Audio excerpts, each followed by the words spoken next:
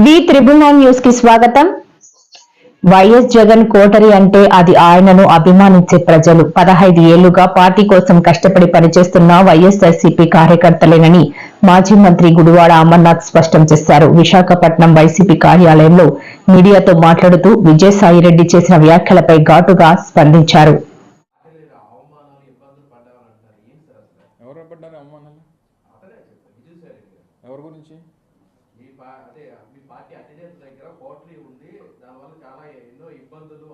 జగన్మోహన్ రెడ్డి గారి కోటరీ అంటే ఈ రాష్ట్రంలో వైఎస్ఆర్ కాంగ్రెస్ పార్టీ కార్యకర్తలు.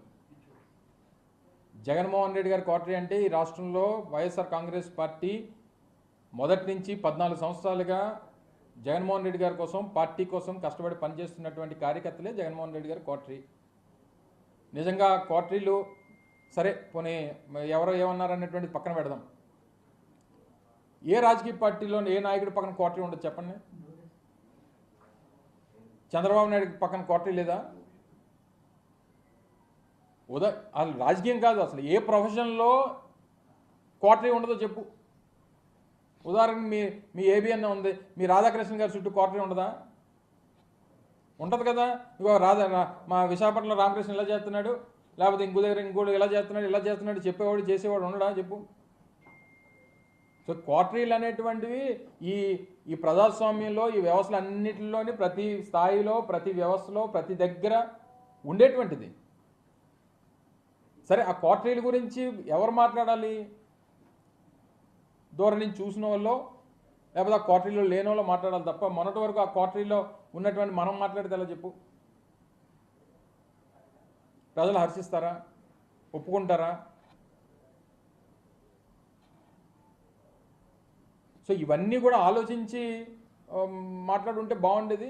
సరే, ఇంకా పార్టీ నుంచి రాజీనామా చేసి వెళ్ళిపోయిన తర్వాత అంతకంట ఇదిగా మాట్లాడతారని అనుకోవడం మన అమాయకత్వం అంతే. ఎవరి మనసు విరిగింది? ఎందుకు విరిగిపోయింది? ఇంకెవరి మీద ఎప్పుడన్నా ఇంకుల మీద ప్రేమ పుడితే మన మనసులు విరిగిపోతుంటాయి. అదే మాకు తెలియాలి. నువ్వు ఆయన అడగాలి, నేనే చెప్తాను. చేసుంటారు. పార్టీలో పనిచేసినప్పుడు వివిధ హోదాల్లో, వివిధ స్థానాల్లో పనిచేస్తుంటాం. ఇప్పుడు నీకు ఒకరి మీద మనసు ఇరిగిపోయిందని అంటే ఇంకుల మీద ప్రేమ పుడితేనే ఇక్కడ మనసు ఇరిగిపోతుంది. అది ఎవరి మీద ప్రేమ పుట్టిందో, ఎవరి మనసు దేనికి ఇరిగిపోయిందో అనేటువంటి త్వరలో తెలుస్తాయి మనకు. అవన్నీ చూస్తాం కదా రాజకీయాల్లో. నిన్న కూడా వారు మాట్లాడుతూ చెప్పారు. ఏం చెప్పారు? ఈ రోజు వరకు ఏ నిర్ణయం తీసుకోలేదు అంటే, ఈ రోజు అంటే నిన్నటి వరకే కదా. సరే, నేను అవన్నీ నా నిర్ణయం కాదు కదా. సో ఏదేమైనప్పటికీ మనసు విరిగిపోవడానికి, లేకపోతే ఇంకోటి అయిపోవడానికి వైఎస్ఆర్ కాంగ్రెస్ పార్టీలో ఉన్నంతకాలం అత్యంత కీలకమైనటువంటి స్థానాల్లో వారు పనిచేశారు. సరే, వారు మాట్లాడినప్పుడు, ఢిల్లీలో మాట్లాడినప్పుడు నేను ఇంక రాజకీయం మాట్లాడదలుచుకోలేదు, వ్యవసాయం మాత్రమే చేస్తానని చెప్పారు. సరే, అలాగే అనుకున్నాం. మరి నిన్నటి పరిస్థితులు అయితే దానికి భిన్నంగా కనిపించాయి నాకైతే.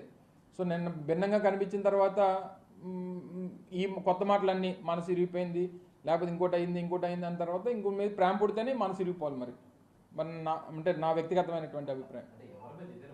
అది నాకేం తెలుసు, నేనేం చెప్తాను? నువ్వు ఎవరిని ప్రేమిస్తున్నావు నాకేం తెలుసు చెప్పు. నేను జగన్మోహన్ రెడ్డి గారిని ప్రేమిస్తున్నాను.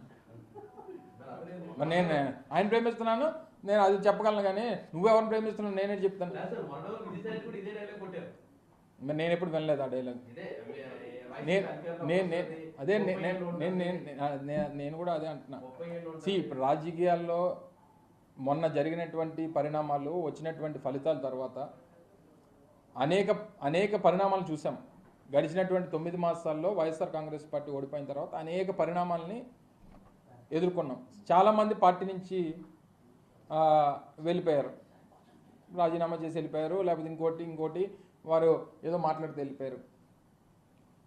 వెళ్ళిపోయినటువంటి వారందరూ, నేను ఎవరో ఒకరి గురించి మాట్లాడలేదు.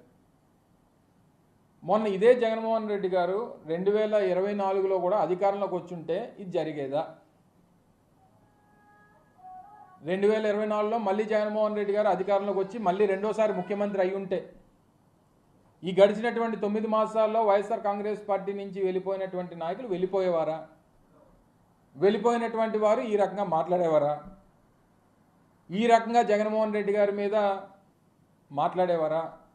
ఈ పరిస్థితులన్నింటినీ కూడా లేవనెత్తేవారా అనేటువంటిది ఒకసారి మనం మనస్సాక్షిని అడుక్కోవాలి. నేను ఏ ఒక్కరి గురించో నేను మాట్లాడలేదు. సహజంగా రాజకీయ పరిస్థితుల గురించి నేను ప్రస్తావిస్తూ ఉన్నా. సో వెళ్ళిపోయినటువంటి వారు ఇంతకంట ఇదిగా మాట్లాడతారనుకోవడం మా అమాయకత్వం, మీ అమాయకత్వం.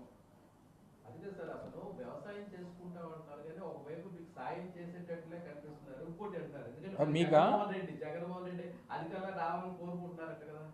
ఎవరన్నారు? నేను అది వినలేదు. అది అదే ఢిల్లీలో అన్నారు, ఢిల్లీలో అన్నట్టుగా చూస్తాను. అదే మాట కదా సార్. అదే నేను ఇందాక కూడా చెప్పింది అదే. ఢిల్లీలో వారు మాట్లాడినటువంటి మాటలకి నిన్న విజయవాడలో మాట్లాడినటువంటి మాటలకి చాలా వ్యత్యాసం కనబడింది అనేటువంటిది నా అభిప్రాయం. సో ఏదేమైనప్పటికీ సరే, ఈ కోటరీ గురించి కానీ లేకపోతే ఇంకోటి గురించి మాట్లాడినప్పుడు మనం కూడా ఆ స్థాయిలో మనం పనిచేసాం కదా,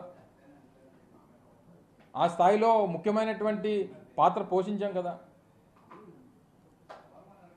ఒకవేళ నిజంగా నిన్న వారు మాట్లాడినప్పుడు ఏమన్నారు, ఈ ఏదైతే వారు మెన్షన్ చేసినటువంటి కోటరీ అనేటువంటి మాట మాట్లాడారో లేదా పూజారులు అనేటువంటి మాటలు మాట్లాడారో